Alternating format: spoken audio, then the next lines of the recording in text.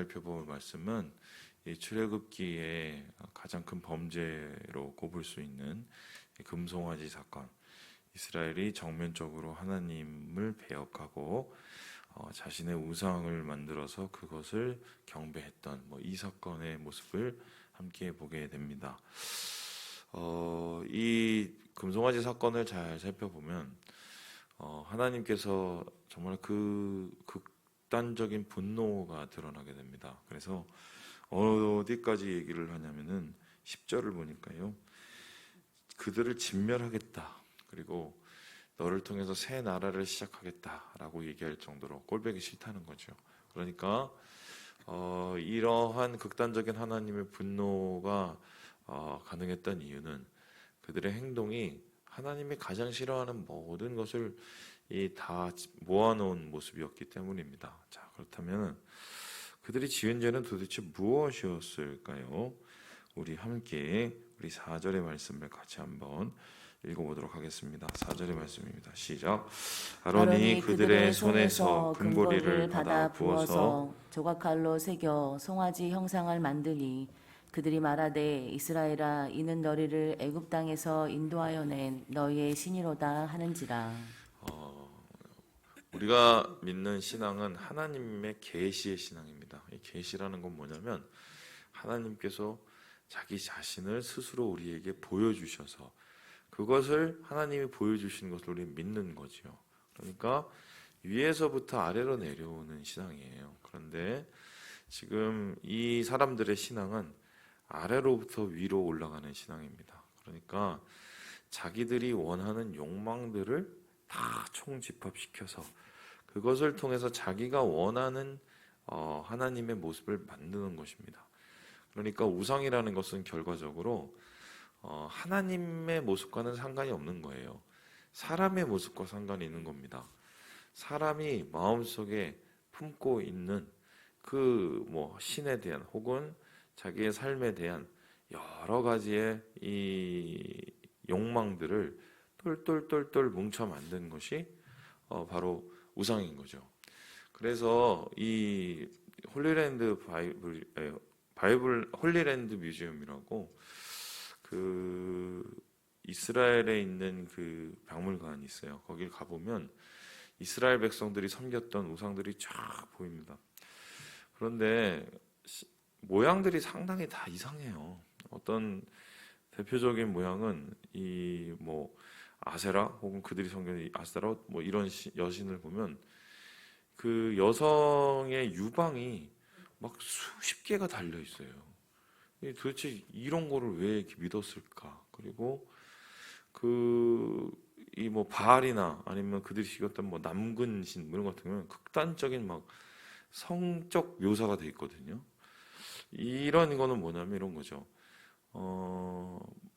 그 다산, 그러니까 애를 많이 낳기를 원하는 거, 그리고 그들이 가지고 있는 가축들이나 이런 것들이 많이 번성하기를 원하는 그러한 욕구들이 똘똘똘똘 뭉쳐 만들어낸 이 가상의 모습들이죠.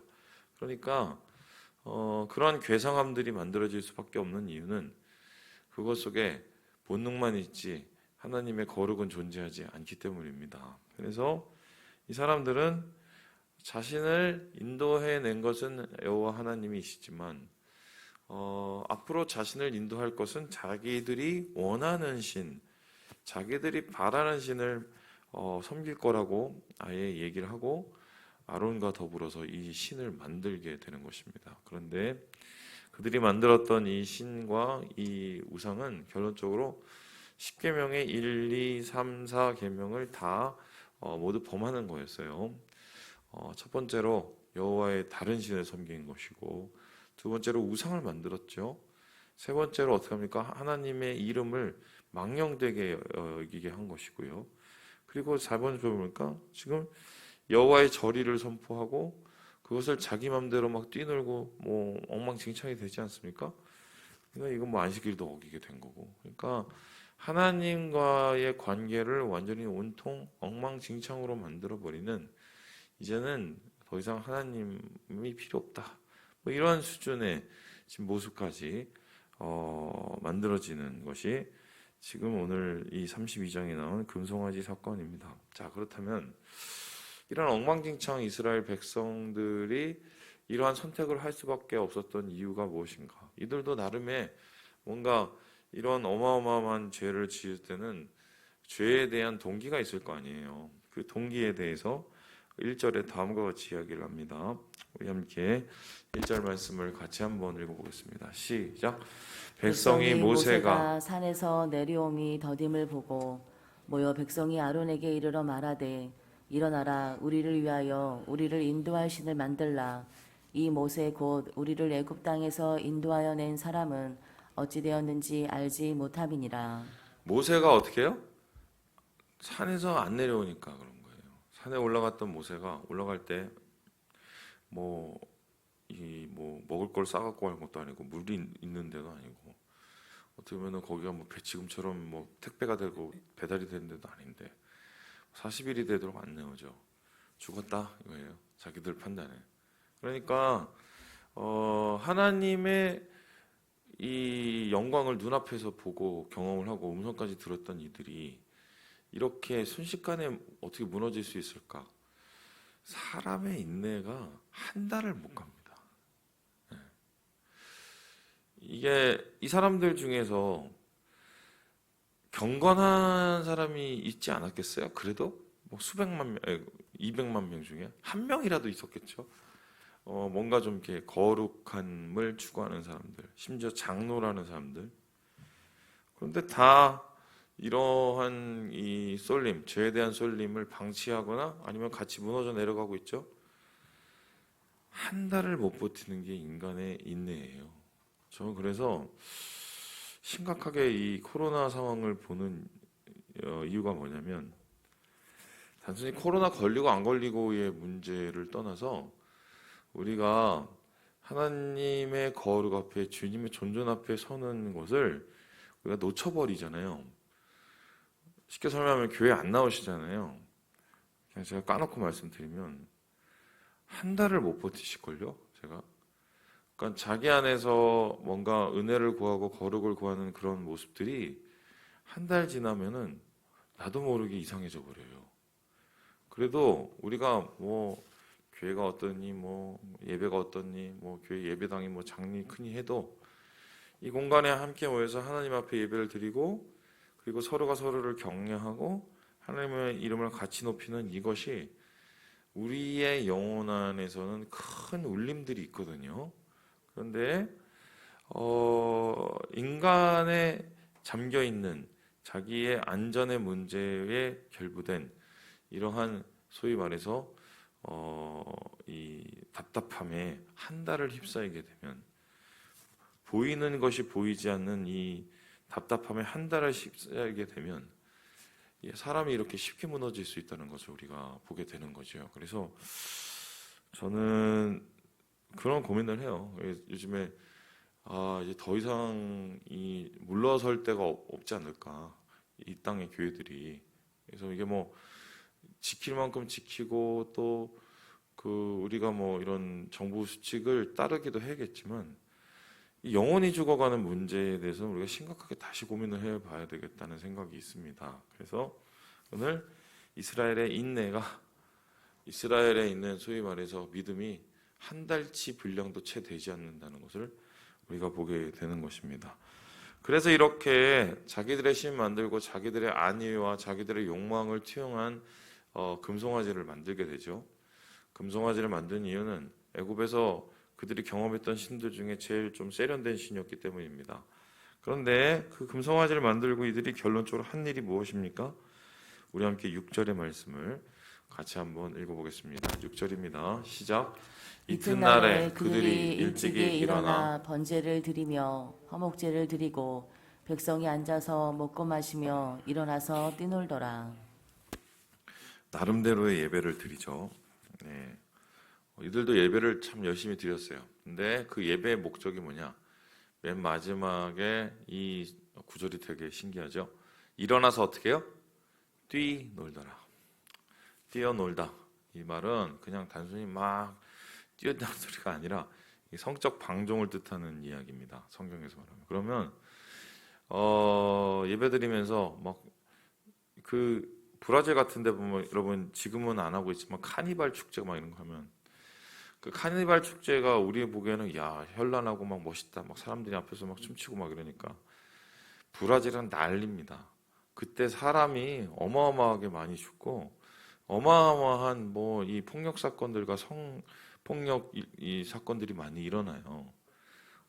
소위 말해서 그 축제를 저기 이유로 사람들이 망가지기 때문인데 지금 사실 인간이 드리는 인본주의적인 예배의 끝은 뛰노는 거로 끝나는 겁니다.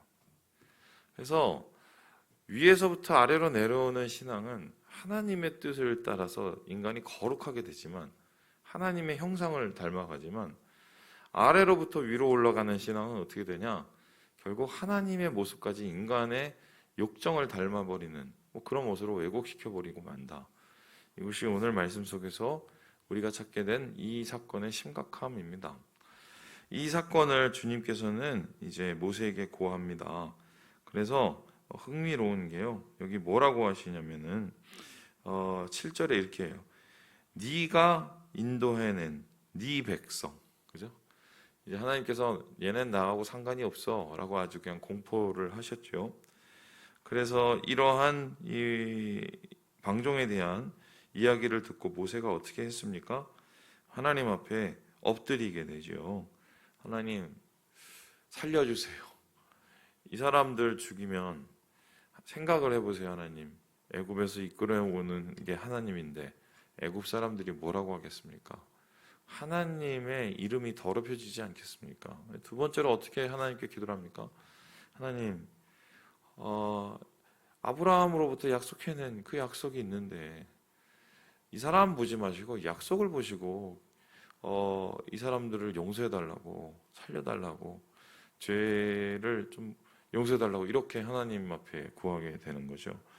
그래서 이러한 모세의 간절한 기도에 하나님께서 참 놀라운 말씀을 주시는데요. 우리 함께 14절을 읽고 마무리를 해보도록 하지요. 14절입니다. 시작. 여호와께서 뜻을 돌이키사 말씀하신 화를 그 백성에게 내리지 아니하시니라. 하나님께서 뜻을 돌이키셨어요. 이 뜻을 돌이키신단 말은 이 사람에게 쓰이면 회개한다는 뜻인데 하나님이 말씀 다 해놓고 회개를 하셨습니다. 이미 하나님은 죽일 생각이 없었죠. 단지 모세가 이러한 백성들을 다시 되돌릴 그 준비가 되어 있는지 아마 테스트를 해보신 게 아닌가 싶은데요.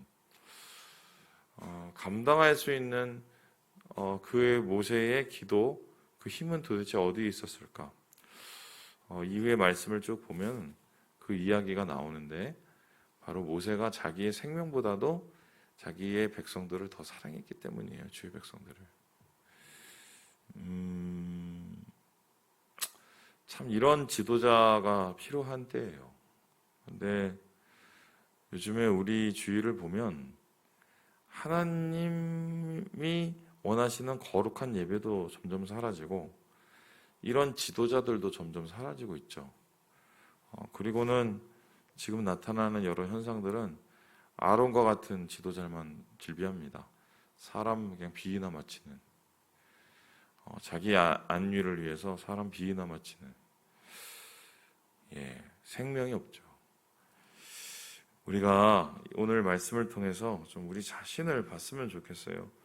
나는 하나님의 뜻을 이루기 원하는 사람인가? 내 욕심을 이루기 원하는 사람인가? 나는 뛰놀고 있는가? 아니면 하나님 앞에 엎드리고 있는가? 여러분 자기 자신을 돌아보시고 주님의 거룩과 은혜를 마음속에 간직하시고 새롭게 일어나시는 우리 사랑하는 주의 백성 되시길 주님의 이름으로 축원합니다.